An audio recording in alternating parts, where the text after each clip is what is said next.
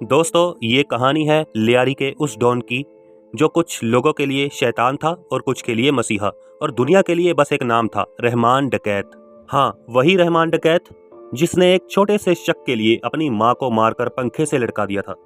वही रहमान जो खून सनी हथेलियां लेकर घर से बाहर निकलता था और बाहर की भीड़ उसे रहमान भाई, रॉबिन हुड, मसीहा कहकर सलाम ठोकती थी। पर यह कहानी सुनने में जितनी डरावनी लगती है, हकीकत उससे भी ज्यादा डरावनी है।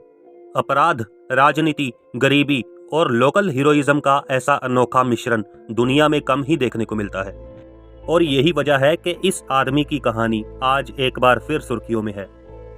रहमान डकैत की कहानी मैं आपको इसलिए बता रहा हूं क्योंकि धुरंधर फिल्म में अक्षय खन्ना उसी का किरदार निभा रहे हैं। फिल्म क्या दिखाएगी ये पता नहीं, लेकिन असलियत उससे कई ज्यादा खतरनाक है कि रहमान डकैत कोई साधारण अपराधी नहीं था।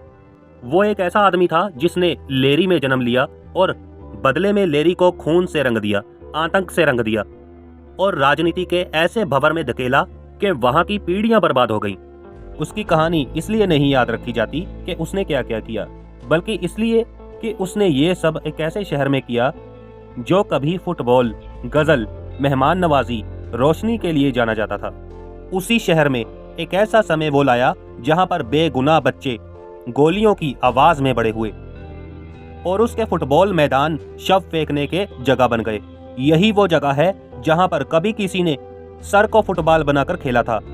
रहमान डकैत की कहानी लियारी की मिट्टी में महीन दरारों की तरह फैली रही। इस कहानी की शुरुआत करें उससे पहले आप चैनल को सब्सक्राइब कर लीजिए ताकि हमारा आपसे रिश्ता और मजबूत हो जाए। चलिए अब शुरू करते हैं रहमान डकैत की कहानी। ये कहानी शुरू होती है 70 और 80 के दशक की उन गलियों से जहां गरीब परिवार अपने बच्चों को पढ़ाना चाहते थे, पर जिंदगी उन्हें इन्हीं 3 रास्तों में बांटती थी, खेल, मजदूरी और अपराध। रहमान का बचपन भी ऐसा ही था।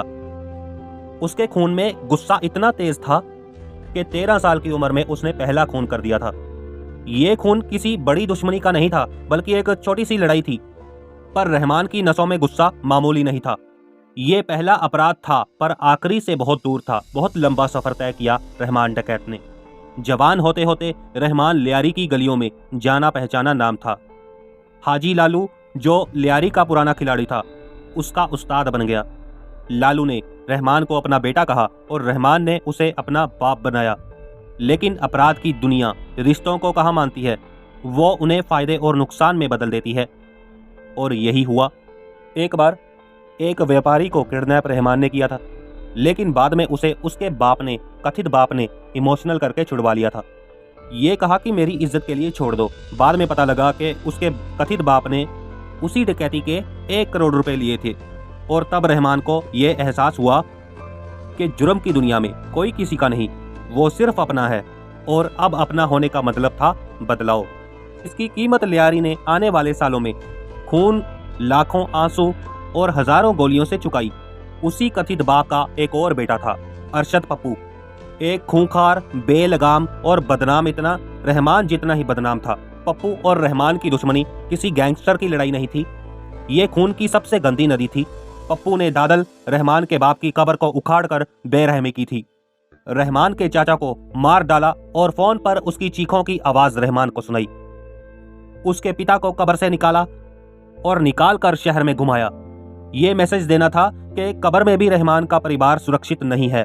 उसने रहमान के पैसों के सप्लायर फैजू बलोच को मारकर उसकी रीढ़ की हड्डी तोड़ दी थी।